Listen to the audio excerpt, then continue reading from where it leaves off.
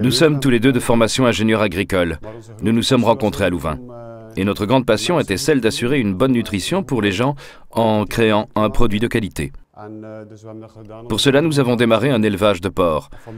Un membre de notre famille vendait à cette époque une petite ferme qui était bien isolée, ce qui cadrait parfaitement dans notre philosophie. Nous souhaitions élever des porcs de la façon la plus saine possible, à savoir sans médicaments ni aucun additif. Et pour cela, il fallait une entreprise bien isolée. Je suis éleveur de bétail, commerçant, éleveur de bétail, et je fais de l'engraissement de la Bleu des Prés. Voilà.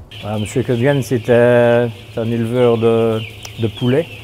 Donc j'ai une partie en bétail laitier avant. Maintenant ici, je suis spécialement dans les poulets et l'engraissement des poulets Valdieu. Je suis un des meuniers du moulin. Nous fabriquons des aliments composés pour le bétail et principalement pour la volaille de qualité différente.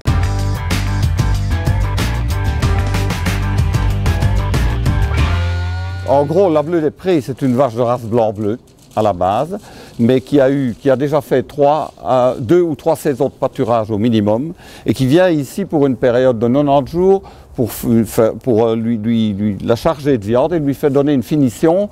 Et justement, on utilise des aliments particuliers qui favorisent justement ces oméga 3. C'est le rapport oméga 3, oméga 6. J'ai un cahier de charge bien précis pour l'alimentation. Et voilà, les animaux sont engraissés de manière tout à fait naturelle avec des aliments tout à fait sains, régionaux essentiellement. Ben, la grande différence, c'est que c'est des poulets à croissance lente. Donc le nombre de jours pour faire les mêmes kilos est beaucoup plus lourd. Donc moi, je suis passé de 35 jours en industriel à maintenant entre 50 et 60 jours, ça dépend de la date du chargement. L'autre différence aussi, c'est qu'il y en a beaucoup moins au mètre carré, donc au niveau du bien-être animal, c'est qui est beaucoup mieux. Et la troisième chose, c'est la farine, c'est une farine de 100% végétale, c'est tout à fait un autre style de composition d'aliments. Les animaux qui viennent ici, pour rentrer dans la filière, elles doivent avoir entre 3 ans et demi et 6 ans et demi.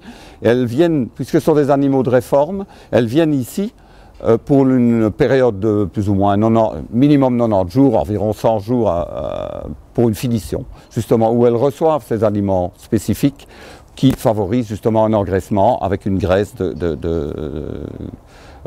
qui contient les oméga 3.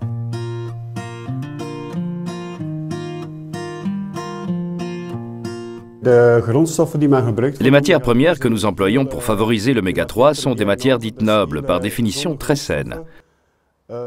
À vrai dire, il s'agit de produits que l'on considère aujourd'hui comme trop coûteux, pour lesquels le consommateur n'est plus disposé à payer le surplus. Nous, par contre, et grâce à Marcel Biron, nous avons eu l'opportunité de travailler avec ces matières, ce qui nous a réjouis. Et ce fut un réel plaisir de constater à quel point nos animaux appréciaient ces aliments.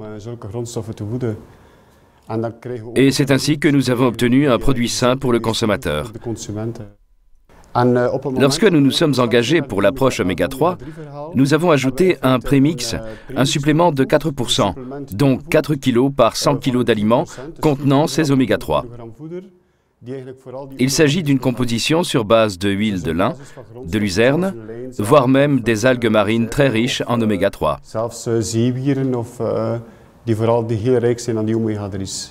En fait, la différence fondamentale, c'est que je rajoute ce produit 2 kg par jour par animal. De produit, c'est de la graine de lin extrudée. Et les études scientifiques ont montré que cela favorisait justement l'apport d'oméga 3 dans la viande. La farine est faite au moulin Valdieu qui font la composition par rapport à l'âge du pousset. Donc il y a 3 sortes de farine actuellement, mais il n'y a aucun rajout qui est fait au niveau de l'installation chez moi ou même entre deux. Plus précisément, on va dire aliments composés. Ça veut dire quoi? Ça veut dire qu'on part sur plusieurs matières premières différentes, notamment des céréales, plus ou moins 70% froment maïs, à laquelle on ajoute des oléagineux, à laquelle on ajoute également des huiles végétales telles que le soja, l'huile de lin principalement, idem des vitamines et des minéraux. Toutes ces matières premières vont être moulues grossièrement pour la volaille, comme on peut le voir ici. Donc ça va être moulu, puis ça va être mélangé pour avoir une certaine homogénéité. Et puis alors ça va être stocké dans des silos en vrac ou en sac. Et ces aliments vont partir dans les différents élevages que nous avons tout autour du moulin.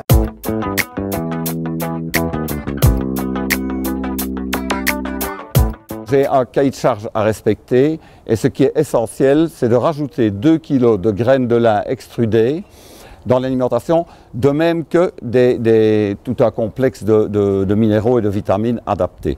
La traçabilité, disons que ça dépend de la souche, c'est des couvoirs bien spécialisés qu'il faut la couvrement des œufs. Donc les poussins ont une traçabilité puisqu'il y a des parents autour qui ont aussi un numéro, donc tout est suivi. Quand ils amènent les poussins, il y a une fiche avec un numéro de lot unique.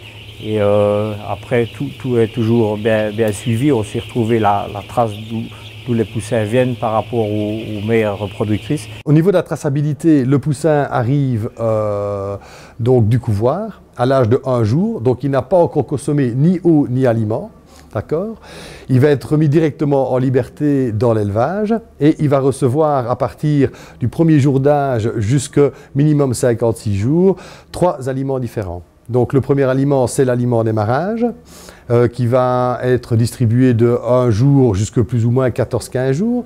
Puis le deuxième aliment qui a déjà une mouture plus grossière que l'on va l'appeler l'aliment croissance pour plus ou moins jusqu'à 30-35 jours. Et puis l'aliment finition qui lui sera spécifiquement oméga 3.